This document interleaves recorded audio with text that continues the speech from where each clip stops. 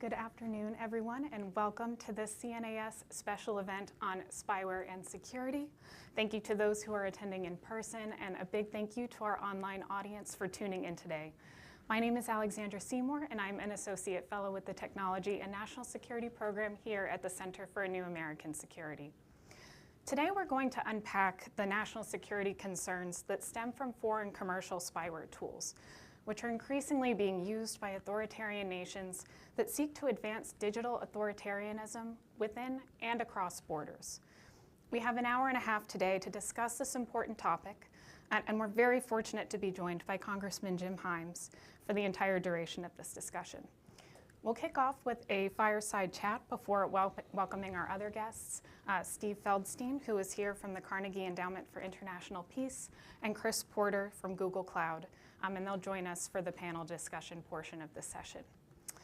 Before I introduce Congressman Himes, I just want to remind everyone tuning in online that you can ask questions in the chat box directly at cnas.org/live, or you can join us on Twitter using the hashtag CNAS2022. But please make sure to identify yourself if you are sending in any questions, because we will not be accepting any that are submitted anonymously. And for those in the room, I'll make sure to save some time at the end of each portion of the discussion so that you have an opportunity to ask questions as well. Additionally, please note that there will be a brief pause in the middle of our conversation today after our fireside chat, just so that we can transition the stage and make sure that Steve and Chris are able to get onto the stage. So with that, I am delighted to introduce and to welcome Congressman Jim Himes. Congressman Himes represents Connecticut's 4th District in the U.S. House of Representatives, where he is currently serving his 7th term. He serves as the chair of the Select Committee on Economic Disparity and Fairness and Growth, and the National Security, International Development, and Monetary Policy Subcommittee of the House Financial Services Committee. Prior to his service in Congress, Congressman Himes ran the New York City branch of the Enterprise Community Partners, which is a nonprofit focused on addressing urban poverty, as well as held several local level positions. He began his professional career at Goldman Sachs, where he worked his way up to vice president over the course of a 12-year career. Congressman, thank you so very much for being here with us today. Thank you for having me. So I wanted to kick off because you have really been a leader on this topic in particular.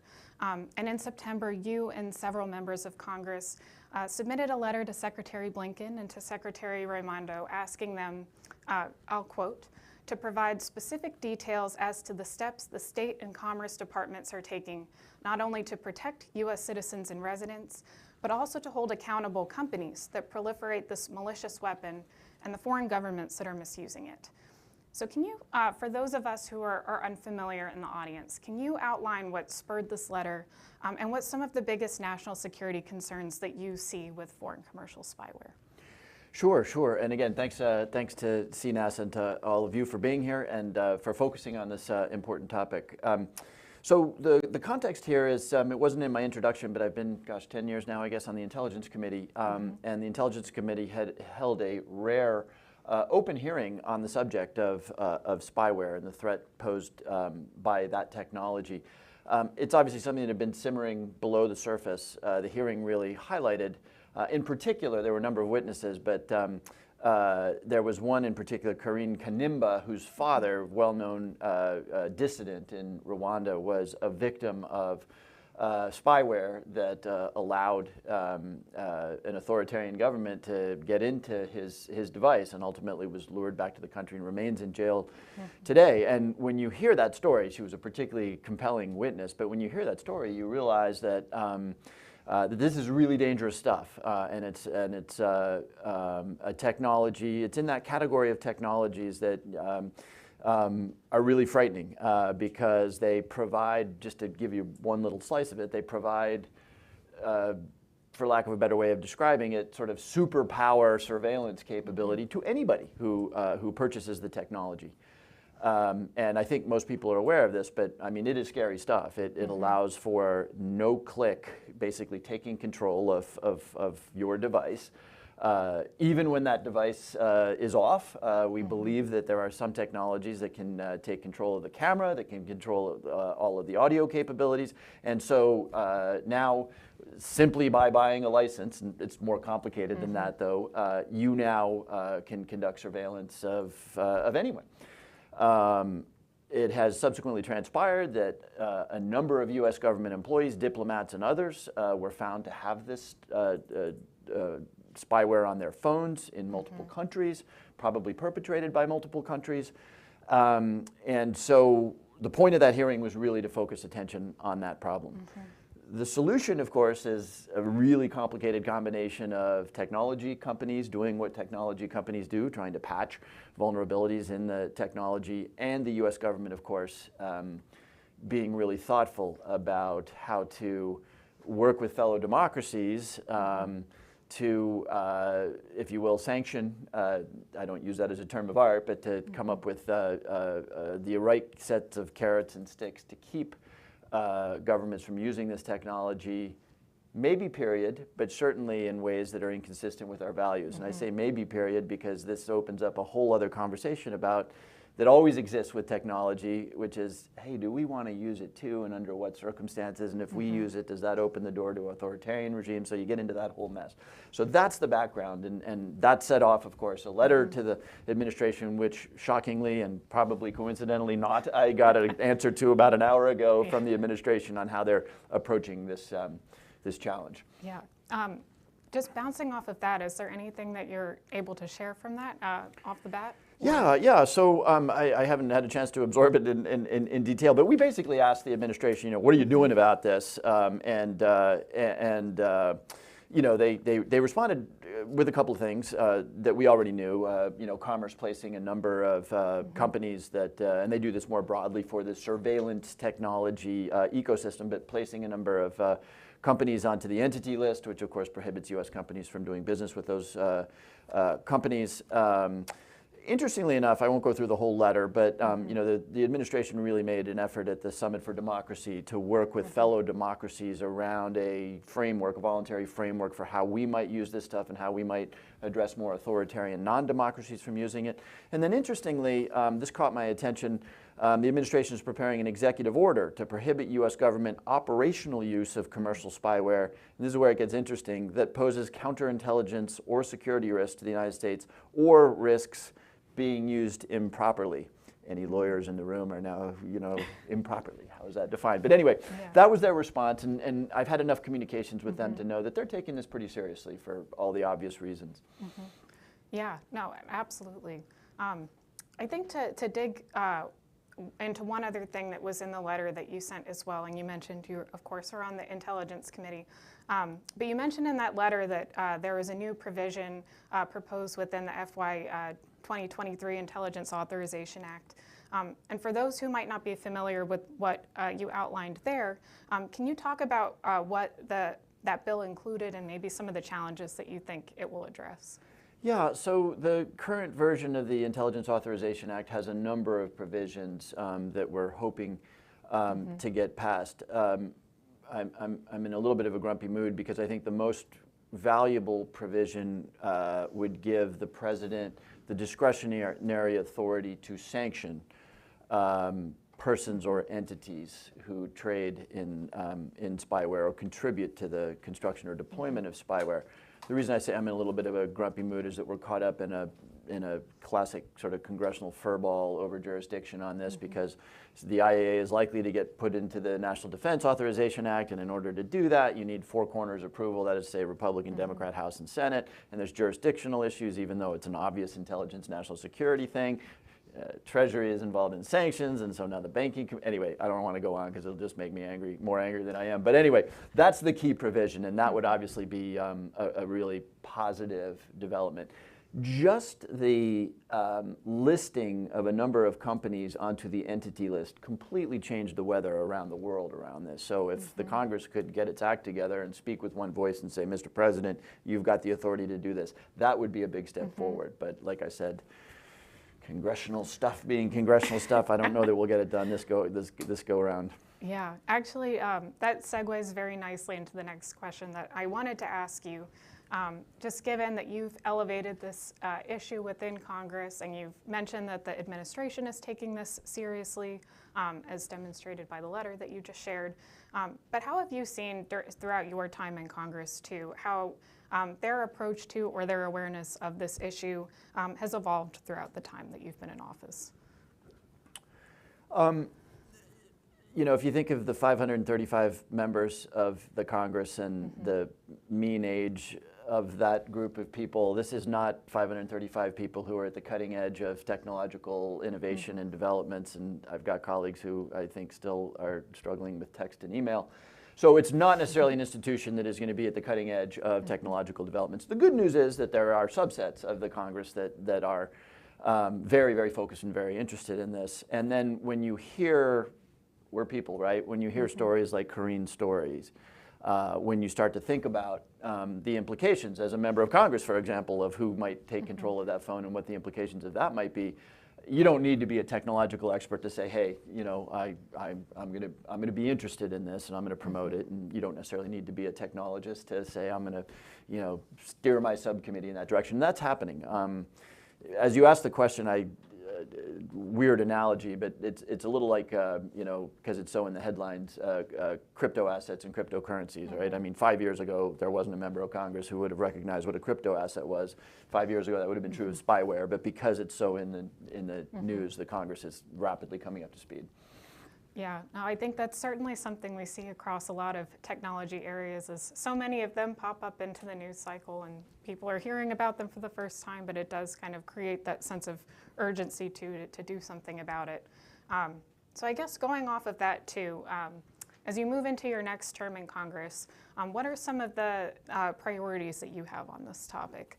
And perhaps as a follow-up to that as well, some of the areas, since this has been elevated, of areas where you might see opportunities to work across the aisle and to find bipartisan legislation, and maybe areas of contention as well, some of the points that you think will be harder to message.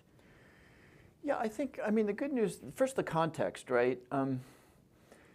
The whole topic of spyware and to some extent national security in general doesn't fall into the polarized maw of partisan crazy.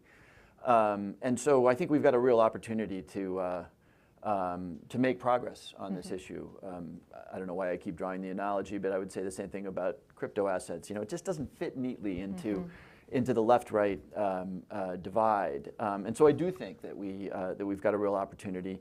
The likely next chairman, I guess I have to say now, of the Intelligence Committee, Mike Turner, is a very thoughtful guy on this stuff. And so, you know, I'm hopeful that we'll be in a position to make some progress. And what does that progress look like? If we can't get the sanctioning authority done in this Congress, we need to get that sanctioning authority done.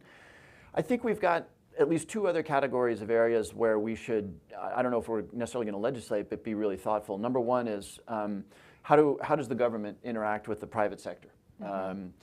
It's a really interesting question, right? It's very sensitive because for obvious reasons, you know, if the technology companies are spending a lot of time with the experts on this topic at places like Fort Meade, Maryland, NSA, that raises certain perceptual issues, but that's a very robust flow, obviously, of know-how, of technological know-how. So there's all kinds of things to be worked out, and we've done this before in the cybersecurity realm, of what precisely the relationship should be between the government and the private sector, if any.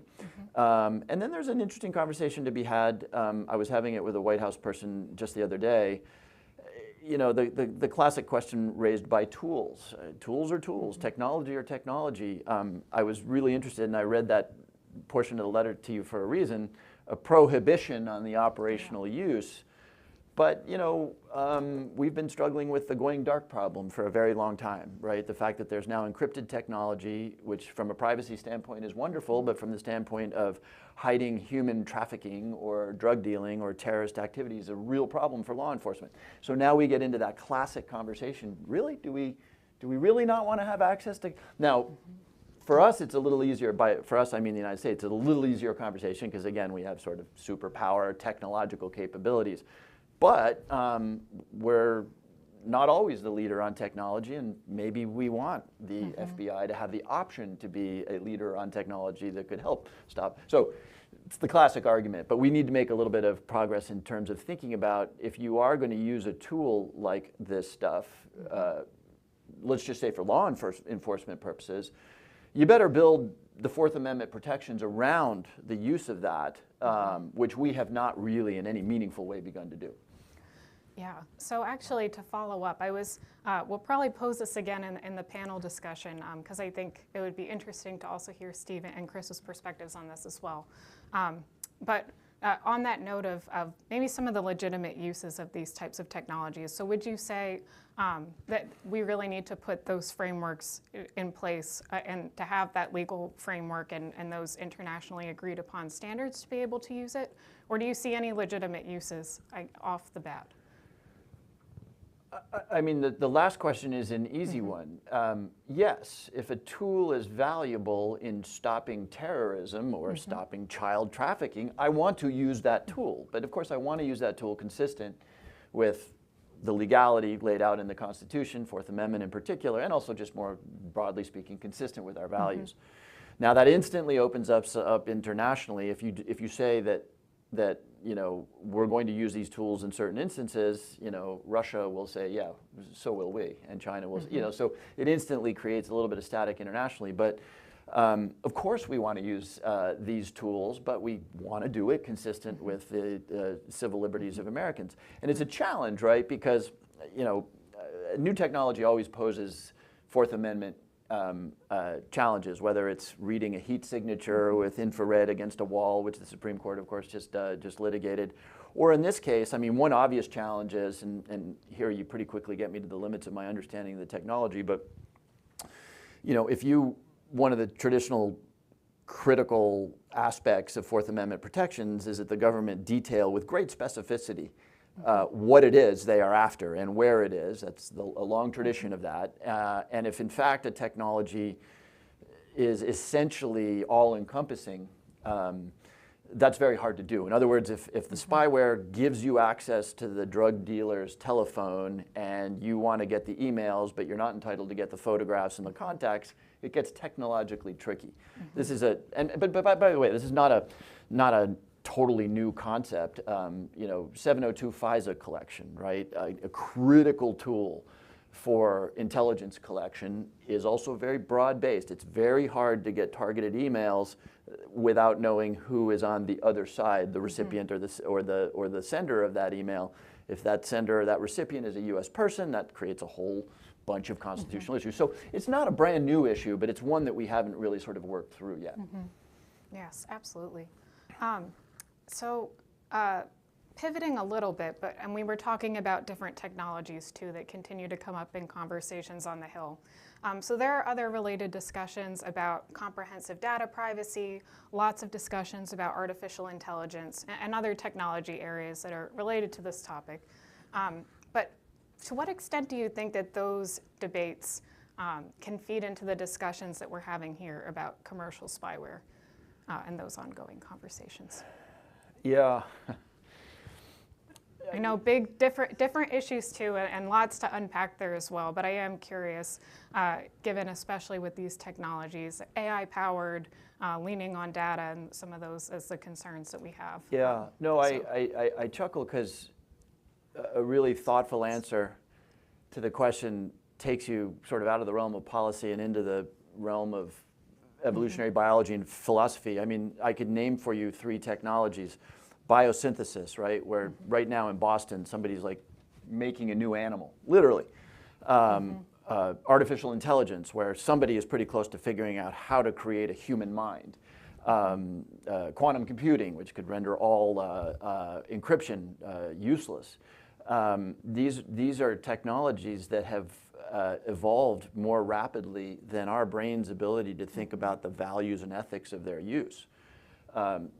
Not unprecedented, nuclear weapons being the obvious analogy to, but anyway, it's a really scary thing. And so you get into this dynamic where you say, okay, well, we've got to get the ethicists together. We've got to get, in a democratic society, everybody with a stake in this to kind of come up with ethical principles for ethical use. And yes, we should do that, but then you're of course left with the inevitability that we're one of the societies that would take that seriously, but in other societies, they're not going to do that. And so how do we think about that?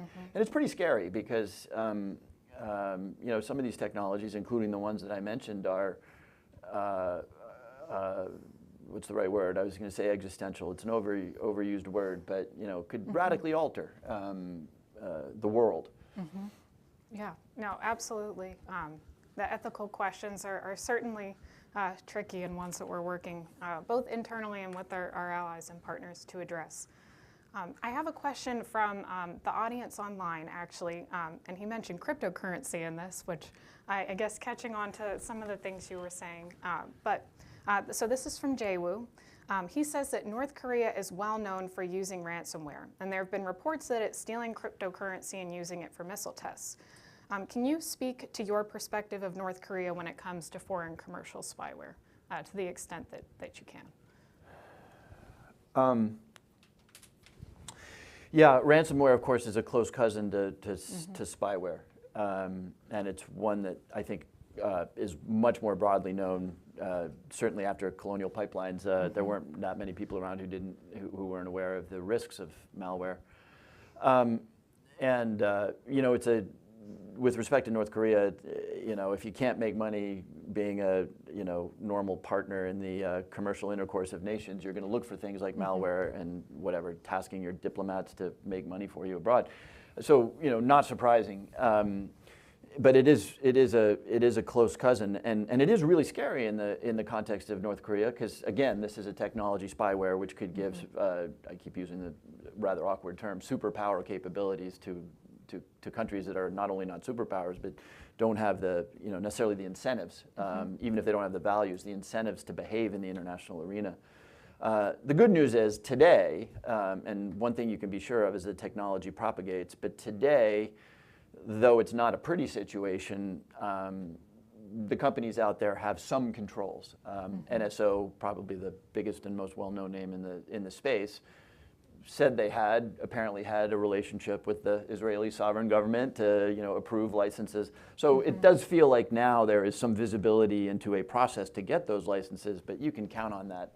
Technology propagates, right? So you can count on at least that check, however imperfect it may be, ultimately going away. Yeah.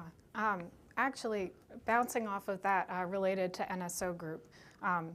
So FBI Director Wray, he had stated in March that the FBI had bought a limited license, something you had mentioned in your opening remarks, for Pegasus, just for testing and evaluation purposes. But just a couple of days ago, the New York Times had reported the FBI had actually developed a plan to deploy NSO hacking tools. I'm just curious to hear your reaction to that reporting, and anything that you might have to say on that front. Yeah, this is a classic. Having done oversight of the intelligence community for a very long time, there's less to the story there than meets the eye. I think the FBI was doing exactly what we would hope the FBI would do, which was purchase a license, really understand the equipment. I want them to do that.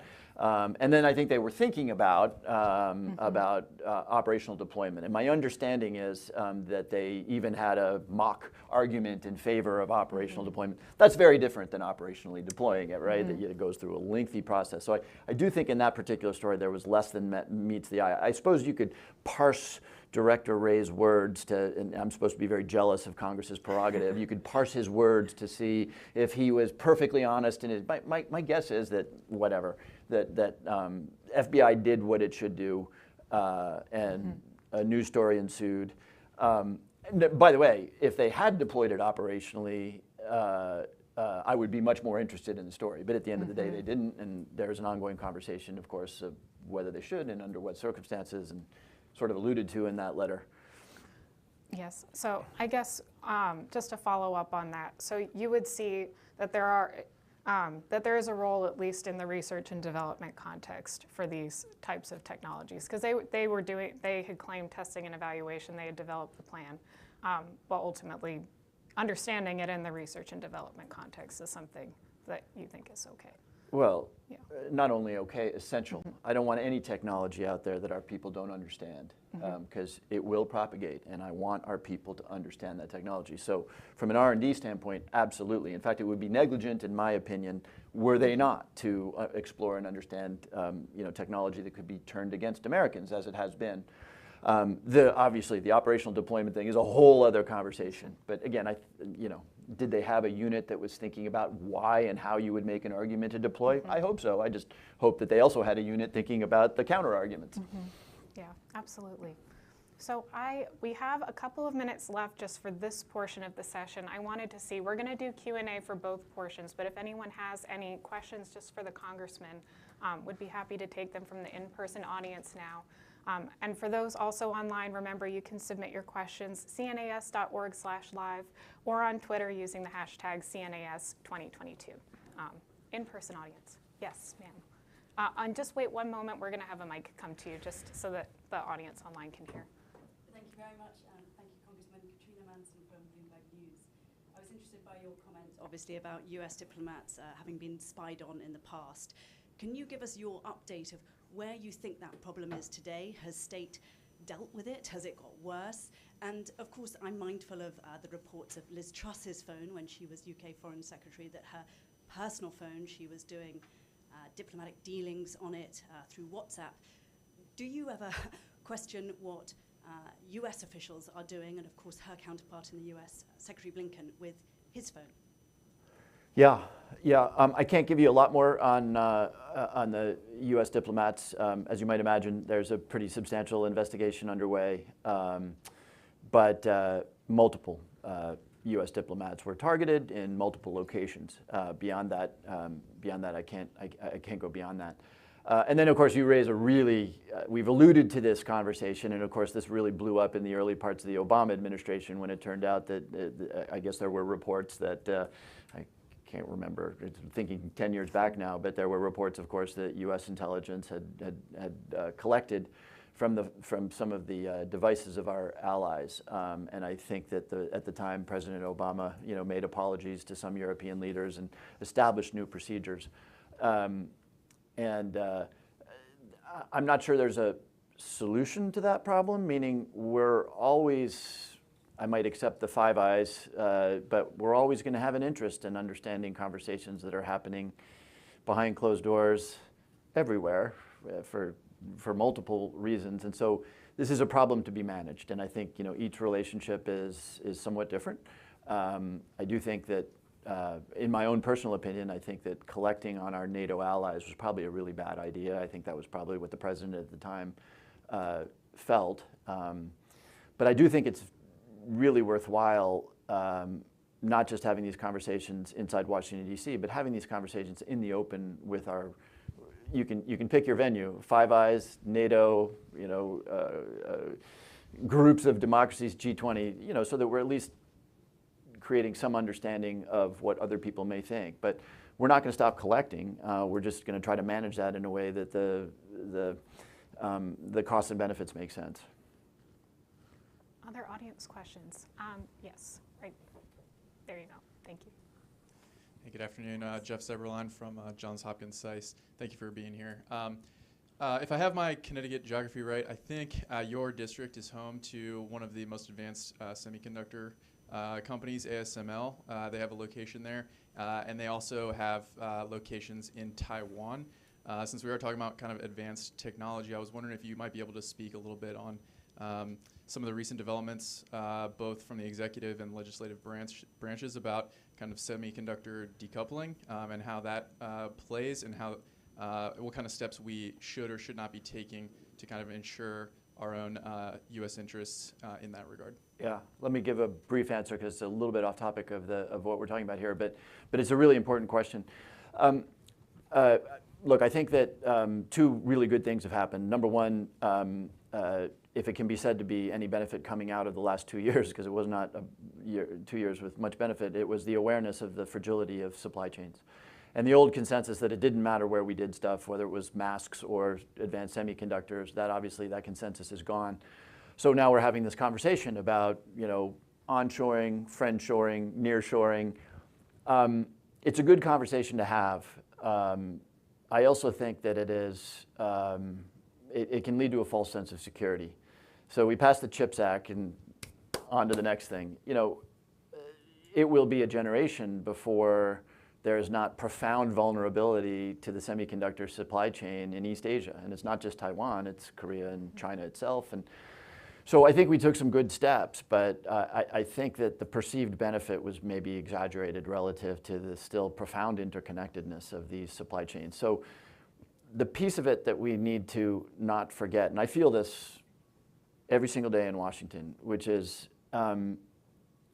there may at some point be a good reason for a kinetic military thing in Asia. I certainly hope not, but we better really be conscious of what it is that we're talking about here, and not just we, but the Chinese.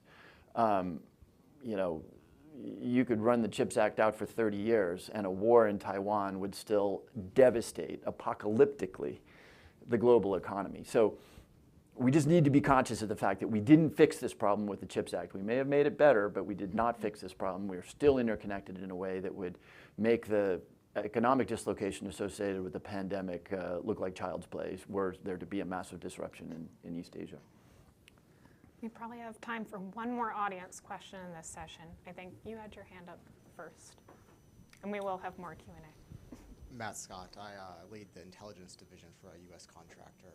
My question to you, Congressman, and thank you, by the way, for your work on this issue, is spyware is probably just one example of an intelligence capability that was formerly restricted to nation states.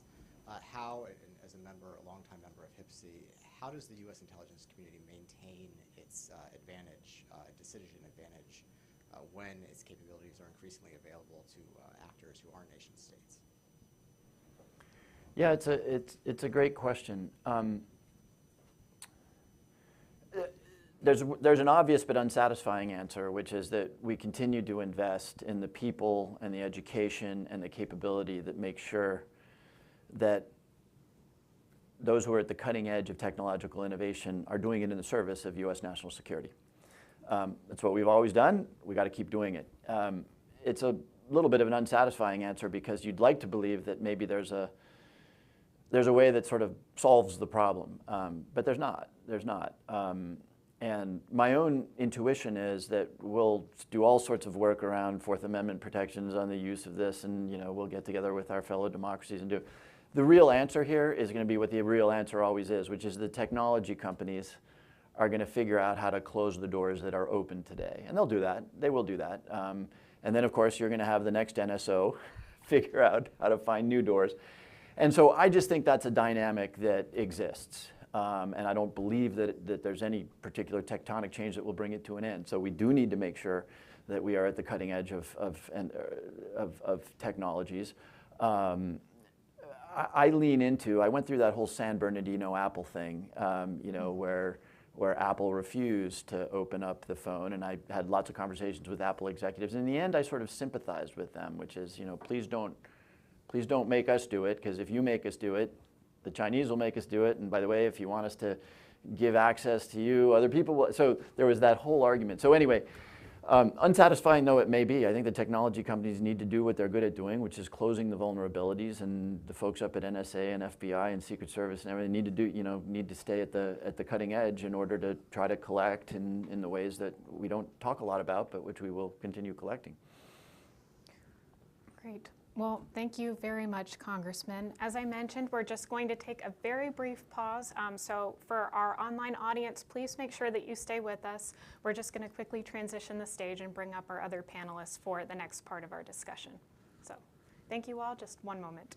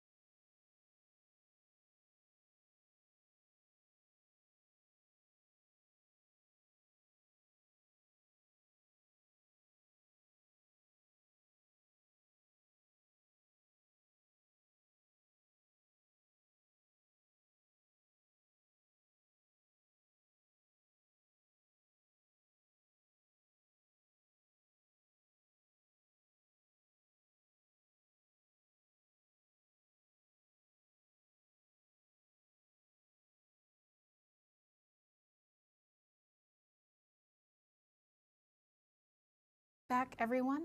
As a reminder, you can submit your questions through the chat box at cnas.org/live, or you can join the conversation on Twitter using the hashtag CNAS2022.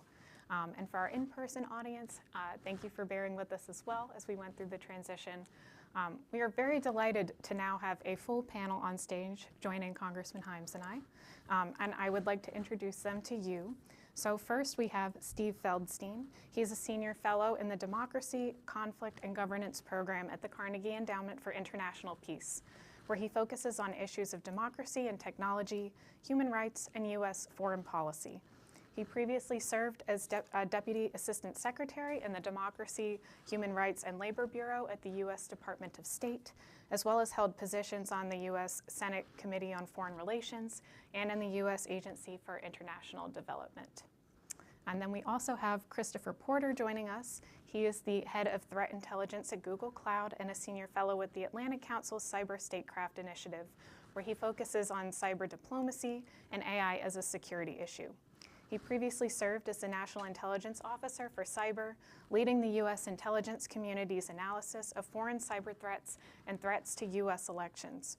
He also previously worked at FireEye as Chief Technology Officer for Global Cybersecurity Policy and was the company's Chief Intelligence Specialist. So thank you both for being here as well, and thank you again, Congressman Himes. So actually, in our preceding conversation actually teed up very well some of the topics that I wanted to discuss with all of you on the stage, because I know you all bring different backgrounds from research, from the private sector, from serving in different parts of the government. So I wanted to start off first by talking about allies and partners and working together. So I think I'm going to go to you first, Christopher, to answer this question. But what are some of the most promising areas that you might think we might be able to collaborate with allies and partners? Perhaps thinking about this from a private sector lens in terms of how we're developing and using technologies. Yeah, sure. Thank you so much for the invitation today and for the question. I think it's an important one.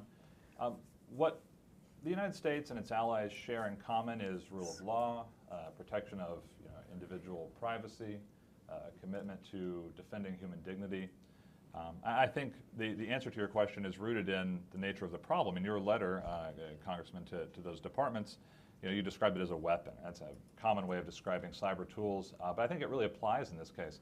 These aren't police tools that are being abused. These are electronic warfare weapons that incidentally have a law enforcement potential application, so we should think about them that way. I don't think we're going to, as the West, as a family of nations, committed to freedom, I don't think we're going to outcompete China, for example, if the vector that we're trying to compete on is who can build the best Orwellian spying machine that targets individuals, right? Mm-hmm. So these are weapons. This is not the first time we've had this kind of problem, within NATO or among our friends, but I think it starts with, moral clarity about what we're talking about. You don't trust a sort of campfire to just burn itself out at night. You need some people who actively watch it. It doesn't police itself. These tools are going to be very similar. So I say conceptually, first off, we need to work with our allies to think about these as weapons like any other, only they're weapons that can be deployed at massive scale, very intimately into our lives. What are we committed to? What kind of values do we want to defend? When will we use them? How do we protect rule of law? It's not just about preventing the export of the tools, but as the orders make clear, perhaps foregoing the use ourselves. I'm much more worried about abuse by the MSS or the FSB targeting Americans than I am about complicating our own law enforcement job. Both are important, but we're here at a national security event, and I think it's still a net positive for national security if we both minimize the use of these tools, working with our partners, share intelligence with them on threats that we discover.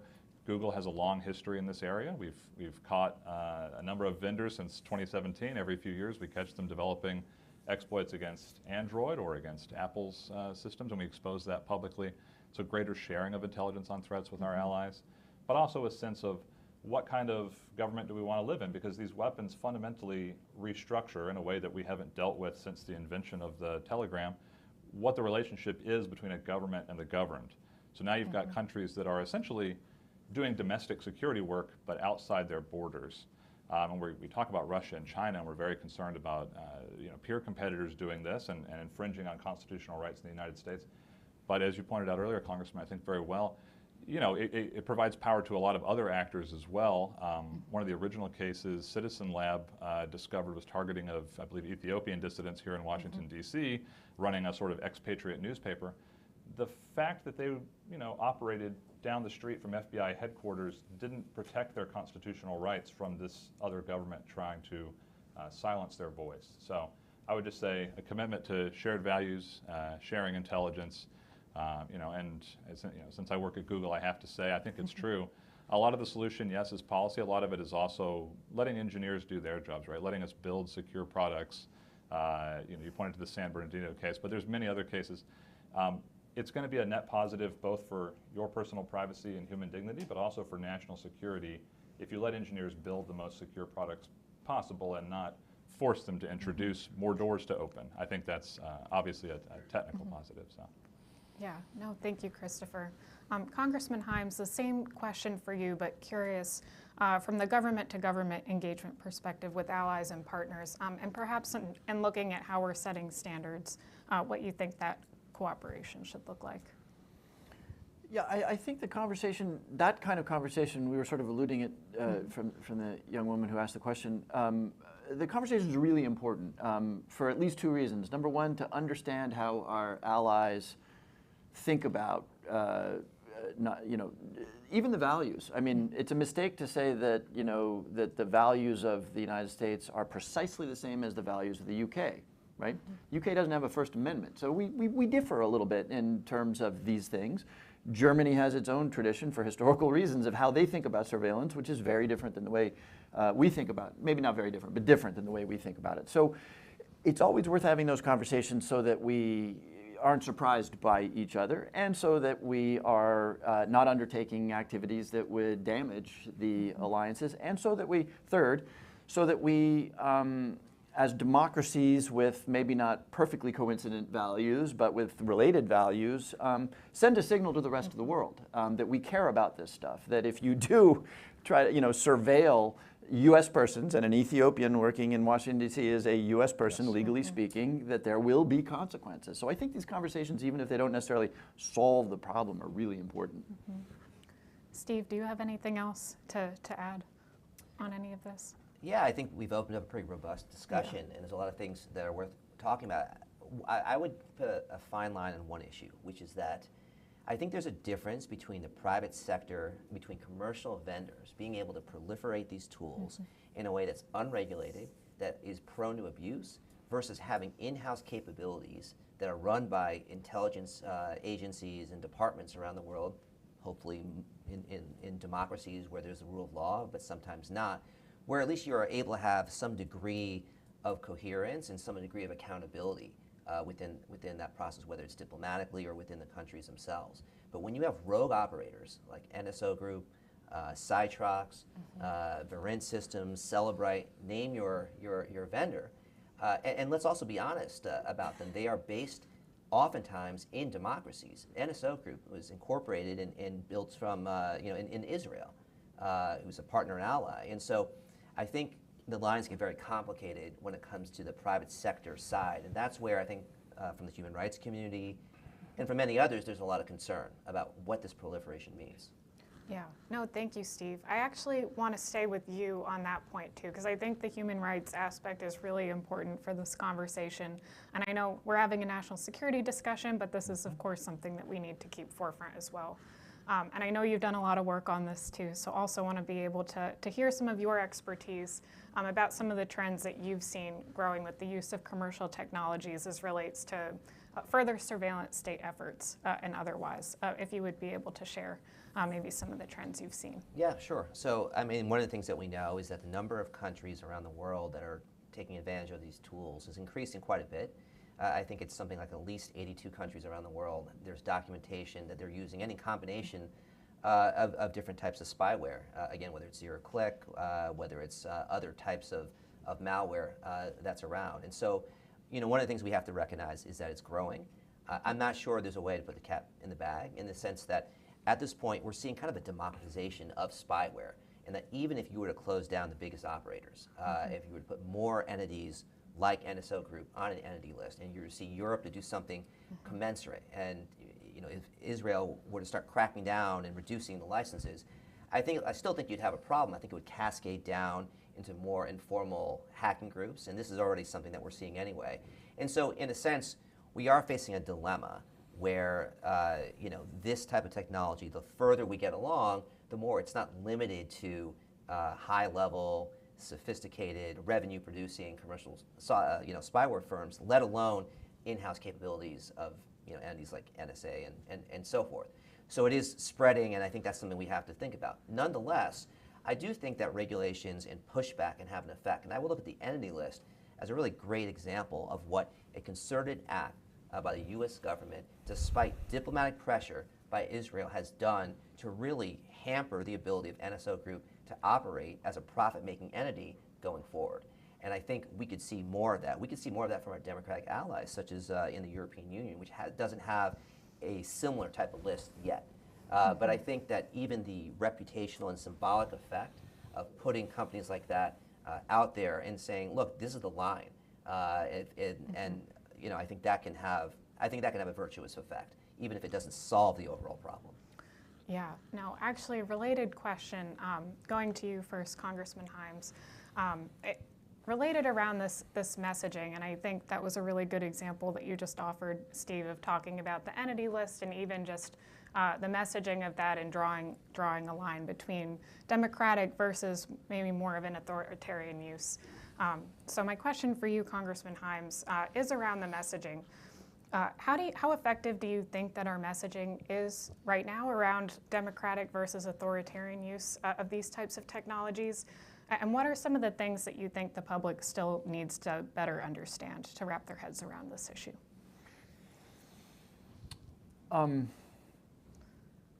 It's a really interesting question.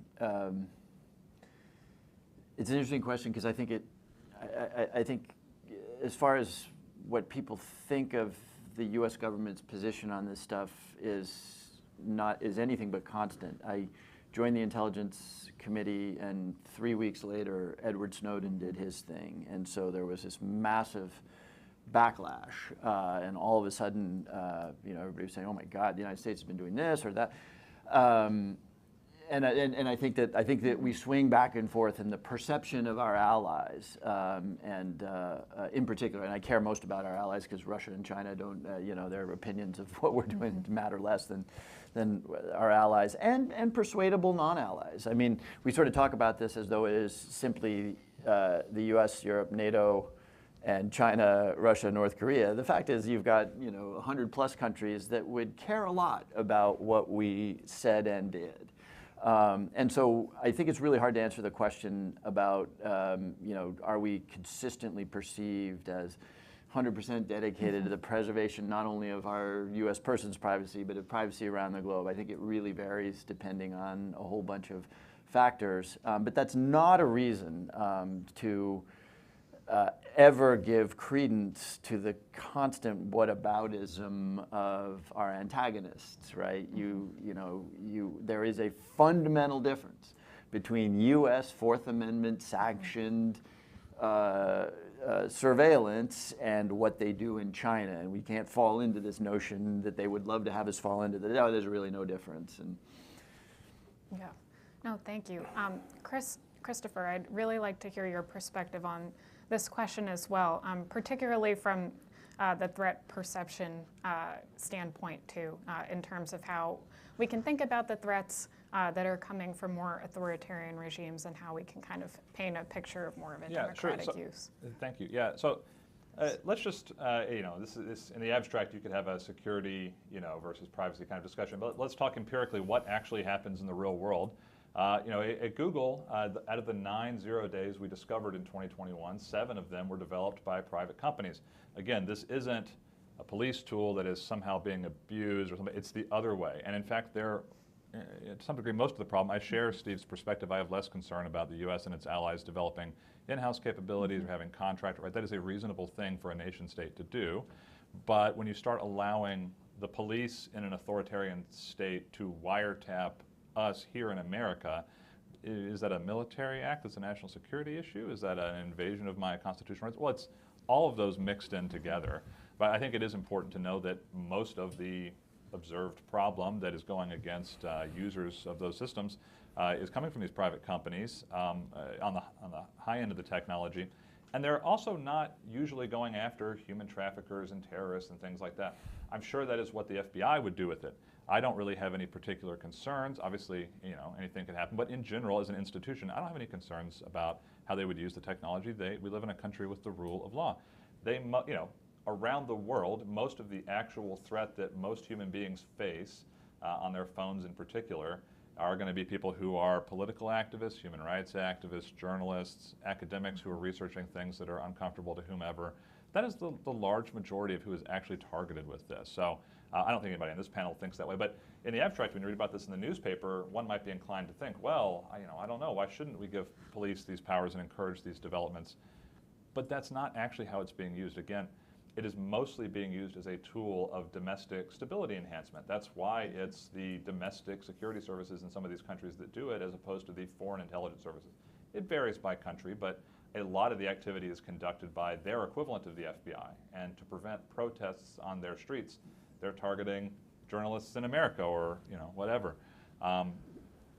That fundamentally undermines what it means to be let's say an American. That fundamentally undermines what it means to have those constitutional rights if the police in a different state can take that away from me outside of the context of an act of war.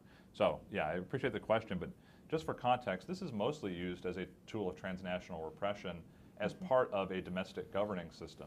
The other applications for traditional foreign intelligence gathering and so forth, that happens too, but mostly with in-house capabilities, or it's more of an edge case. The commercial vendors are not mostly used that way. Yeah. To follow up on that, Steve, I'm curious to hear from you, given the way that Christopher has just kind of outlined the ways in which the technology is used. For those actors where we feel that they're working in a way, that they use them in a way that's contrary to our democratic values, how do you think that we should be interacting with those types of countries? Yeah. You know what's interesting, and first of all, I agree with everything Chris said, so no dispute from this end. But what's interesting is that I think putting it into a kind of an authoritarian democratic camp is a mischaracterization, because what are the two biggest recent scandals that we see in spyware? Greece and Mexico, right? And last I saw, certainly Greece is within NATO and within the EU and an ally, and so we can't look upon it as just it's those authoritarians, and so therefore if those countries get rule of law, we'll fix the problem, because it's not so simple. And one of the things that's interesting in the Greek situation, as well as in Mexico, is that private sector companies allow for unscrupulous politicians and others to get around formal systems of policing to procure these types of programs in order to then spy on opposition politicians, journalists, and others. And so this again shows you where you have these further openings that commercial vendors provide that otherwise might not be around if that was something that was regulated or even put on a moratorium, or if it was just in-house. And so I just want to emphasize the point that it's not just an authoritarian problem, although certainly it is an authoritarian problem, but that many democracies and weaker democracies also see this happening if you look at the scandals du jour. Yeah. Congressman Himes, do you have any thoughts on this as well? Kind of the way that Steve has outlined as maybe democratic versus authoritarian use isn't the best way to characterize. Yeah, no, I completely agree with that. We sort of started out by saying that one of the challenges with spyware is that you're giving, I keep using the term, superpower capabilities to non-superpowers. The truth is that, China doesn't need to buy NSO stuff. It's true of a number of other countries that have these capabilities. So yes, the action is in those countries that ordinarily wouldn't have the capability to develop these kinds of things. Completely agree with. It is my job to provide oversight of the federal government, so so it is important for me to look for those instances where there could be violations inside the United States. Yeah. But that's absolutely correct. And again, it's to my point of never allowing ourselves to fall into the whataboutism of our foes who would like us to do so. The threat is much more severe either in the criminal realm, where there's a very powerful financial incentive, or on the part of actors like North Korea or others. I want to clarify exactly what I'm concerned about, because I agree with the comments that Steven, the Congressman, made. The reason the West should consider a very high standard for use of these tools is precisely because you don't want those less than democratic or just less technologically advanced, but currently democratic states or with weaker rule of law. You don't want them to get accustomed to governing through intrusive spying as their method of governing, because in the long run, not only is that bad for the people they're targeting in the short run, but in the long run, that's going to make the kinds of systems that China is exporting, the Belt and Road driven, yes, tech and economic development, but also heavy on domestic surveillance outside of traditional understandings of Western or American rule of law, that's going to make those kinds of pitches much more attractive. So I mean, I'm thinking not only short term, that's very important, the individual people, but longer term, by governing that way as democracies, over time, it's going to seem like less of a difference to go with a Chinese model of governance. We're opening ourselves up to long-term influence in terms of our governing structures, because it's not just about a one-time tool. This is a way of thinking about a relationship between the government and the people. So again, not that we can't do it or shouldn't do it, or that I'm concerned about the FBI doing it, but there needs to be, I think, a very high standard for doing it, not because we'll misuse it necessarily, but because it feeds into a global ecosystem. And a lot of our allies and partners, I completely agree with both of your comments. There's concerns there as well, potentially, especially long term. Yeah, no, excellent points. Thank you, Christopher. I'm going to pivot just a little bit because we have a great question from the audience that came in from online. This question is from Hannah, and I'm going to pose this to you first, Congressman Himes. So recognizing that the new October 7th BIS export control rule is focused on curbing the use of U.S. technology by the PRC to threaten U.S. national security and foreign policy interests, do you see these kinds of controls as potentially useful for mitigating the proliferation of foreign commercial spyware for applications we don't want to see?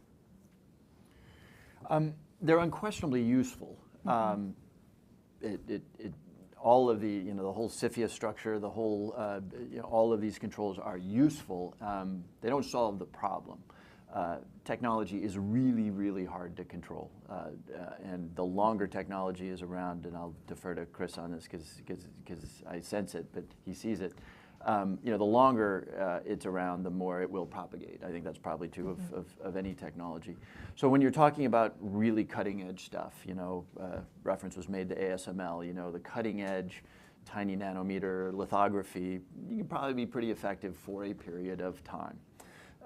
But you can't rely on it. And it's also hard, right? It's not just you can't put this thing in a box and send it to Shenzhen. It's also, wait a minute, who's this investor in this 4-person AI shop in Palo Alto? We don't know who this person is. And so it's really fairly complex. It's important, it's valuable, but it does not solve the problem over time. Steve and then Christopher, I would like to hear your thoughts on this as well.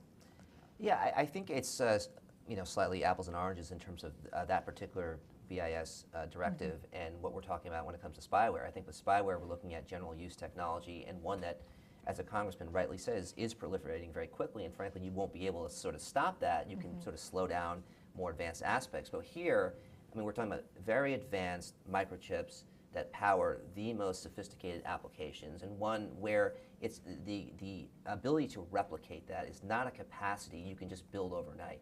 It takes decades of research and cumulative research and development effect to get to that point. So when you cut off that supply, there's no substitute available, and that's for the PRC, let alone the wider sort of array of countries. So I think on that score, we're looking at a very different, frankly, probably a useful tool when it comes to export restrictions. But on spyware, I think steps like the entity list, where you target some of the biggest proliferators in the private sector, the main nodes of distribution, that to me has already shown demonstrable effect and probably should be expanded to other companies as well.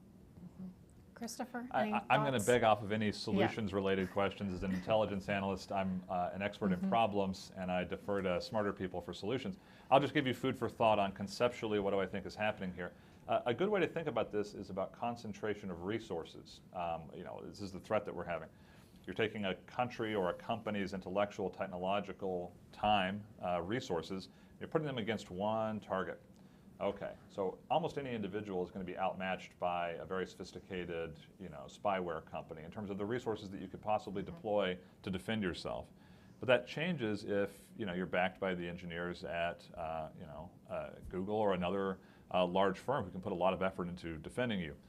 Same thing on the nation-state side, right? When Stalin wanted to silence Trotsky, the NKVD had to create, I think, 3 different new human networks into Mexico to go get him and silence him, and they failed multiple times before they finally succeeded. Whereas now a small group of people can silence, voices around the world, while staying in St. Petersburg, right? So the level of resource investment that you have to go after an individual is made lower by this offensive technology, but it's still a matter of scale. Some exceptions, yes, but in general, what you're talking about is how much defensive resources can we put to protect a journalist or an academic and so forth. Export restrictions, I get there's a sense where if you got rid of these companies, it would still proliferate, that's true, and they'd still be a threat to many people. But, in this case, it was a state that did it, but could you target a well-defended target like a senior national government leader if those companies could only get to a certain scale before they became licensed and run by the state? That's the same approach we have with defense contractors, right? You can sell, you can manufacture small arms and so forth, but you can't just build a tank and export it to whoever you want, or a fighter jet or something like that. It's probably a closer model where at some level of scale of offensive capability, the state, not just the U.S., but whatever country, suddenly becomes liable or responsible for what that company is doing. I think that's kind of what's missing in this scenario, but again, borrowing from analogy to the past, that's what is happening to people. They're being targeted with nation-state military quality electronic warfare weapons, but it's being treated as a police matter or a public policy matter as opposed to a national security issue to defend our people. And I think that's a problem. So. Yeah, I think pivoting a little bit, and we've touched on this a bit about the role of the private sector and the importance. So I want to dig in a little bit more into the public-private sector collaboration aspect and areas where they can work together, and then maybe challenges as well, just given the landscape. So Christopher, I'll stay with you just for a moment, particularly on the question about I know that you're a cyber expert too, and you've looked at a lot of these threats from the intelligence perspective.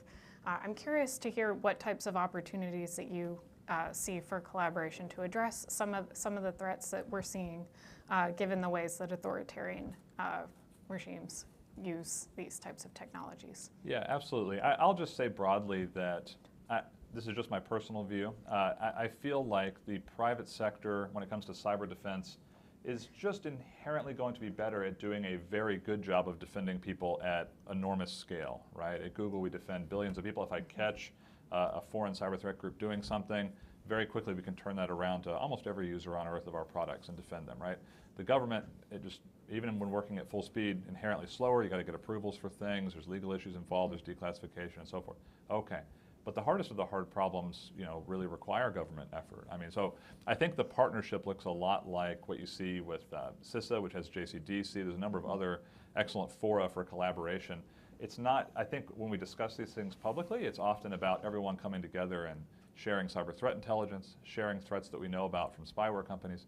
Google's committed to continuing to share that with the community whenever we discover those.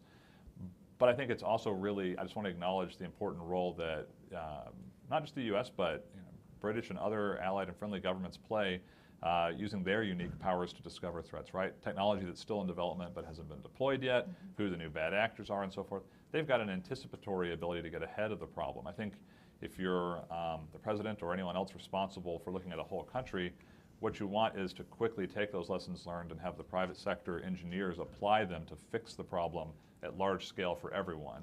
That's a very coarse and general description, but we find the partnership with the U.S. and other allied governments, very important to the security we provide to our users already. I think the private sector is going to be very good at applying the intelligence that Congressman Himes and his community that he's overseeing that they discover. We're going to be the solutions-oriented side of that. Steve, and then Congressman Himes on this question about public-private collaboration. Yeah, I would just offer 2 suggestions. So I think one, broadly speaking, I think we need to figure out as democracies how to clean up our own houses. And I'll give you a quick example on that front. In the EU, despite all the scandals that we've seen when it comes to Pegasus, as it stands, 12 countries are still procuring Pegasus, 15 different agencies spread among them as of today. I mean, that to me strikes me as completely egregious. We already know the abuses associated with that company. It already is penalized within the United States, and yet somehow among our democratic allies that's viewed as an acceptable situation. So cleaning up house, and it's not just within the European Union, it's certainly at home and other places, I think we need to have more coherence when it comes to actually getting a handle on this commercial vendor problem. I think the second thing is coming together when it comes to democracies pushing each other either on an export controls basis or frankly having candid conversations with countries like Israel, which have a very strong private sector component that exports these products, or using the Summit for Democracies as a point of leverage in which to actually push real rules and to close off loopholes when it comes to the procurement and the export of these products. I think those two kind of broad principles can go a long way. Congressman Himes? I agree with everything said. The only thing I would add to the conversation is that we don't do, from a functional standpoint, we don't do nearly the job we need to do in creating the back and forth between the government and the private sector that we ultimately need to get to. And if you open the aperture beyond just spyware to a more general cybersecurity universe, Colonial Pipelines was instructive. The federal government knew almost nothing in real time about what was happening there. And there's all sorts of good reasons why this is a hard problem, right? I mean, companies are rightly concerned with giving personally identifiable information to the government. There are questions about things like, is paying ransom legal? Is it illegal? What? So there are a lot of hard problems to solve, but I do know that if we don't do a better job over time, generally speaking in cybersecurity, being very clear about what essential infrastructure is, what the obligations of the private sector are, what the protections from liability are, if we don't continue to do that hard work, we're going to be fighting this fight with one hand behind our back. So I think we've made a little progress, but we have a very long way to go to create the kind of partnership that I think we need to have the right defenses in this world. Yeah, Congressman Himes, to follow up on that, we have an interesting question from Jack on this question about role of private sector. He asked, in cases where the private sector discovers commercial spyware infrastructure operated by adversarial actors, should they degrade or destroy it on the spot if they can, or should they be waiting for the FBI or another government agency? When they discover commercial spyware, I mean, I wouldn't put an or between that, right? They ought to obviously do whatever they need to do to secure their customers' systems or to alert people, and then they should also share it with law enforcement, assuming laws were broken. If it's not a purely criminal operation and there's some question about nation-state involvement, I would hope that they would let the. So I really don't think it's an or. I mean, I think companies need to protect their customers, and they also need to interact with both law enforcement and, where appropriate, intelligence community people. Yeah, probably similar to, as you were saying, with Colonial Pipeline and figuring out those roles for private sector and public sector and when to respond and to share information. If either of you have any thoughts on this question too, feel free to jump in. Nope? Okay. Well, I have one more question for the three of you, and then I do want to open it up for our in-person audience if you have any other questions that you'd like to ask in the last 10 minutes that we have with our panel. Congressman Himes, you had mentioned before about the need to think about investments, and we're thinking about that from the private sector perspective, also recognizing that venture capital community as well and the types of investments that they're making into a lot of these technologies. Steve, I'd like to go to you first with this question, but how do you think that we should be engaging the venture capital community that might be making some of these investments?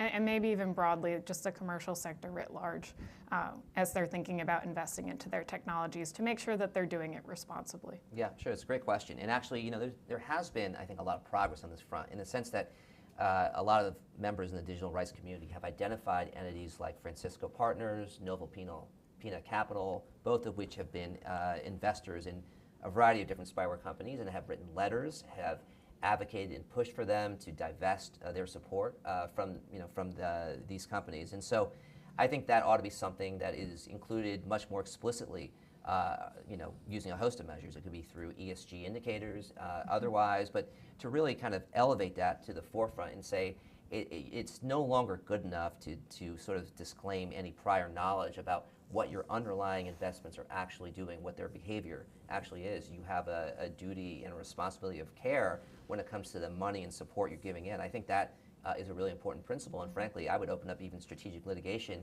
and a right of action for those who have been harmed that would extend both to the companies themselves, but even to some of the underlying investors in them as a way to sort of promote greater accountability and frankly to cut off resources to those entities that are operating in an irresponsible way. Christopher, do you have anything to add on this? Yes, and in keeping with my prior answers, it'll be large and abstract, and I'll try to only say controversial things. It reminds me a lot of the traditional national security problem from the government in this area, which is if a foreign power hacks and steals your hotel records or health records or whatever, is that a national security incident? No. Well, what if they hack 100 or 1,000 or 1,000,000? At some point it just becomes 0 times a million, and you go, well, we don't care because that's not a defense system or something. That's a traditional view. I'm not saying that's the way it is now, but for a long time that's how it was. That's obviously wrong when they're doing it specifically to gain influence over or negatively affect the United States or its people, and it's a foreign military or intelligence agency doing it. So why do they care about doing it and we don't care about stopping it as a national security issue? There's some mismatch there. I think you're going to find that, because you asked a venture capital-centric question, I think you're going to find you have the similar issue in the private sector. So at Google, we already do a lot of this for our users. The same experts who defend Google itself or candidates for office and so forth, you can sign up for the Advanced Protection Program yourself. A lot of journalists do, but anybody can sign up for it. It's the same people in the same systems, defending you. But we were already very large and profitable when we rolled that out. So how does a new company capture economic benefit from defending individuals? They're sort of creating something that's for the common good. And I don't actually have an answer for you, but I think I imagine there's some role where the government or perhaps other investment incentives have to be created where if you're defending individuals as individuals and you're creating a certain amount of value from ensuring their privacy, how do you capture that for society at large? That has been in the past a problem for the national security community. It still is, I think, in the private sector where a lot of the investments that are made are to defend corporations or government. You have to have a certain economy of scale to benefit from it. How do we capture that for the average citizen in our countries? So I've described the problem in a different way and don't have any solutions for you. But as I said, I'm a threat analyst just because, I'll also point out there are people at Google who are working on those solutions. Google Jigsaw obviously is trying to come up with novel technological solutions to help people. But again, how do you incentivize new investments by new companies? I don't have an answer for you. I hope maybe somebody else does, and I can learn from that.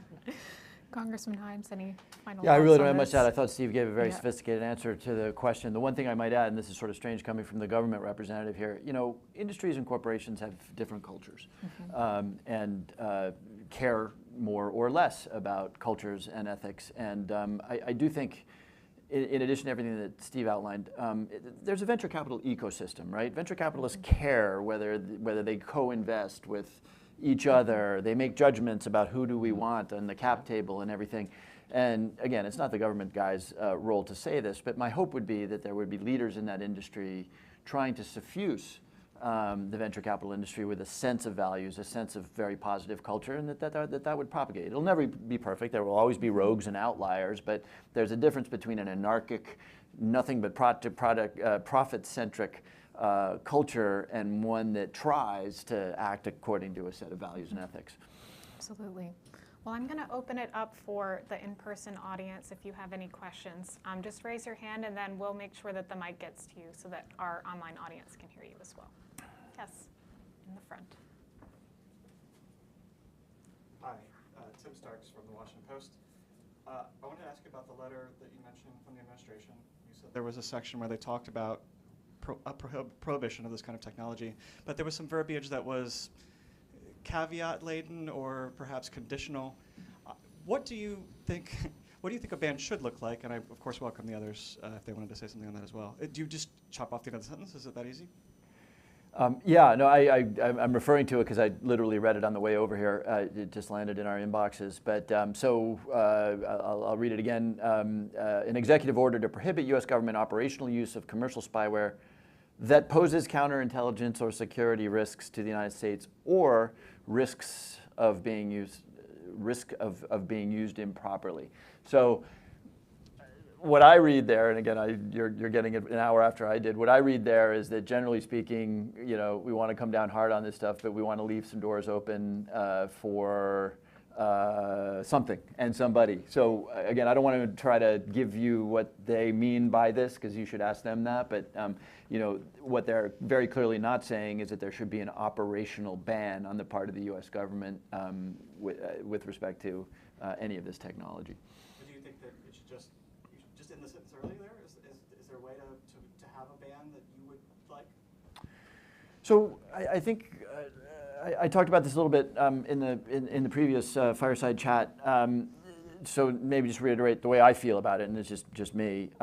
Again, I think I said that it would be negligent for a group like the FBI not to acquire technology or investigate, you know, from a research and development and counterintelligence standpoint. I want them looking at whatever technology is out there. With respect to operational use, I'll say something obvious, which is, you know, somebody like me would be absolutely concerned that that use was, you know, consistent with privacy protections and Fourth Amendment and all that good stuff. But I'm not going to blanket, you know, again, we talked about this before. I'm not going to say that, you know, prima facie there's a tool that will simply not ever be used by the United States government. I'm much more interested in what the protocols and governance of that use are. Any other audience questions? Well, I have another one for the group then. So we talked a lot about the public-private sector collaboration. We talked about what Congress is doing. I'm curious to hear from all of you how we think that the executive branch and Congress can work better together on these issues. Congressman Himes, I might start with you, and then we might go down the row to see if any of you have any thoughts. Recognizing that they have been responsive too from the executive branch level, but anything else, I guess, that you would like to see, or ways that you think they could work better together? It's hard to give you a blanket answer to that question, because I can think of examples where we've worked superbly together, and then I can think of examples where the Congress felt ambushed about something, and it doesn't necessarily correlate with party. You know, the last 6 years is a hard question for me to answer. The last, you know, in particular, the previous administration, the entire oversight apparatus got turned over to the question of Russian interference in our election, and oh my gosh, what happened on the call with Ukraine, and so we sort of stopped doing traditional oversight. I guess the only smart thing I can say is not that smart, which is, number one, as a matter of balance of power, the administration must keep us in the loop at a greater detail than they do naturally. And number two, constitutional or balance of power issues aside, we would be really foolish not to dedicate ourselves to that partnership, because the capabilities of the executive are mind-boggling. I mean, on HPSI and CISI, the capabilities are mind-boggling, and it's really important that the Congress understand what those are for all kinds of reasons. So that's not a smart answer, but those are the principles by which I would try to answer it. Yeah, no, thank you. Steve and Christopher, any thoughts? Yeah, sure. What I would say is I think Congress traditionally has played a really important role in holding the executive branch accountable. Before I was in this job at Carnegie Endowment, I was the Frank and Bethune Church Chair of Public Affairs at Boise State University for 3 years, and Frank Church is someone who, you know, was responsible for implementing it or passing FISA and exposing abuses in the executive branch. And I think that type of work needs to continue, and that vigilance and that check on power is exceptionally important. So the great work that Congressman Himes is doing in terms of pushing the administration on these questions and getting correspondence back, holding hearings and so forth, I think is really essential. One other small point I wanted to make regarding Tim's last question, which is that, you know, I actually get where the administration is coming from, and I think most people in the digital rights community would agree with that, in the sense that there is a standard out there that says this is when you can use these tools. It's exceptional, it's very rare, but it's based on necessity, proportionality, lawfulness, and legitimacy. And so probably that little carve-out that is in the letter relates to that standard, in the sense that if you walk through this 4-part standard and you somehow make it out into the other end, and you actually meet all the criteria in an objective way, then that does give you a narrow carve-out, whether it's counterterrorism or other kind of imminent national security problems, to partake of these types of technologies. So just a small point. Yeah, no, thank you. Christopher? Yeah, Any last absolutely. thoughts? Sort of briefly, two last thoughts. One is I agree with what Steve just said, and the solution is to make these systems as well defended as possible, and then if you need to, buy NSA more supercomputers or something like that, right? That's General Hayden's traditional solution, and I guess that's the camp that I personally fall, into on those issues. What do we do about this problem broadly? I mean, I think we've all in the panel talked about it today, but making sure that we agree that it's important, making sure that it's available when our countries need it.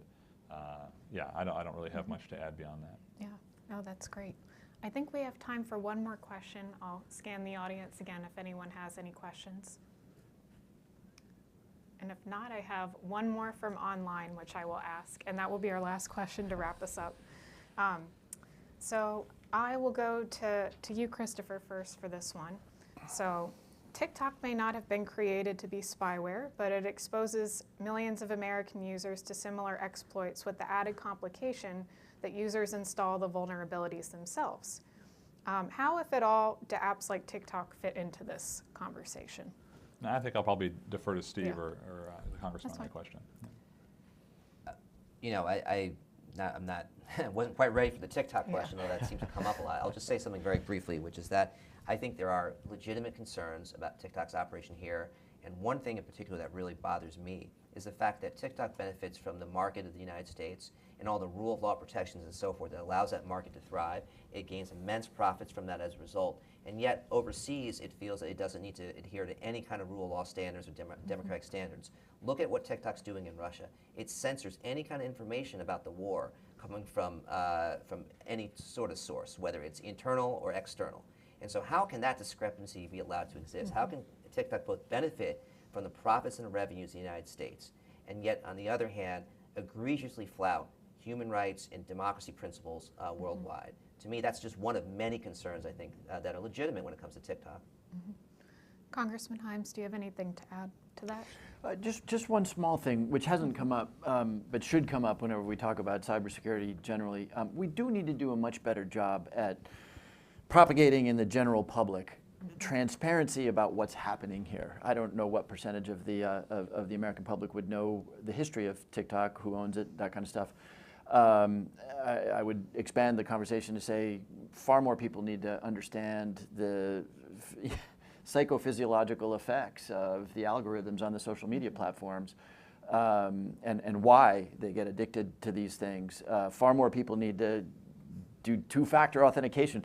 I say all this stuff in service of saying we've never really been systematic and deliberate about teaching the American public the things that they need to know so that they can make far more informed decisions than they make today. Well, please give a big round of applause to all three of our panelists, Congressman Himes, Steve Feldstein, and Christopher Porter. Thank you all for being here and for sharing your expertise. Thank you all for joining us online and for submitting your questions, and thank you to our in-person audience for joining us for this discussion on spyware and security. Thank you all for being here, and I hope you have a great rest of your afternoon.